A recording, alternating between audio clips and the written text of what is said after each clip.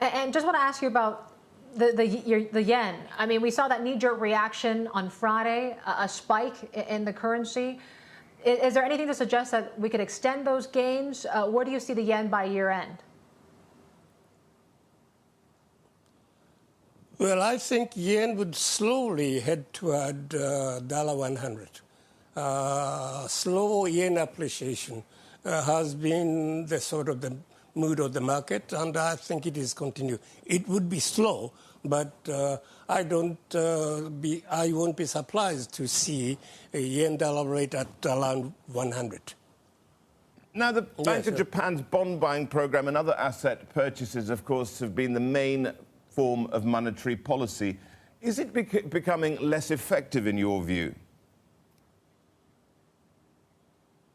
Well, this easing of monetary policy would, of course, continue. But as it sort of goes on and on, effectiveness would decline somewhat, yeah. But I think Bank of Japan is determined to continue easing monetary policy. Their balance sheet is huge now, and Japan's debt position is also growing exponentially. Does it worry you?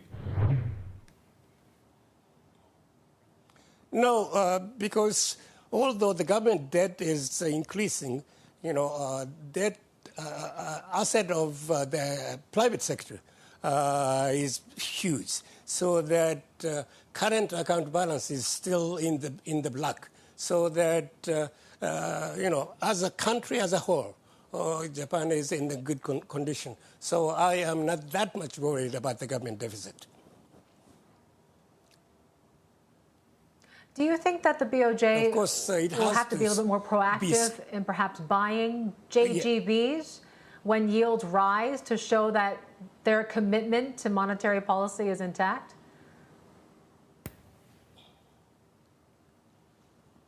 No, I don't think there's any sign of Bank of Japan changing its policy. It will continue on buying a Japanese bond, as has been done in the past.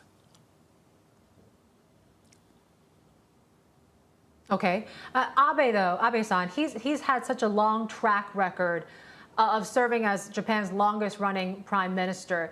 Markets like that kind of stability. I'm just wondering, in terms of the prime minister candidates right now, do they have enough power to get through just a short-term agenda, or will Japan return to that sort of revolving door of leadership that we saw before Shinzo Abe? I hope not. I think Abe is the longest-serving prime minister since the Meiji Restoration. That's true. And the candidate who would sort of succeed Mr. Abe would try to do that, but I don't know. It depends upon how things evolve in politics.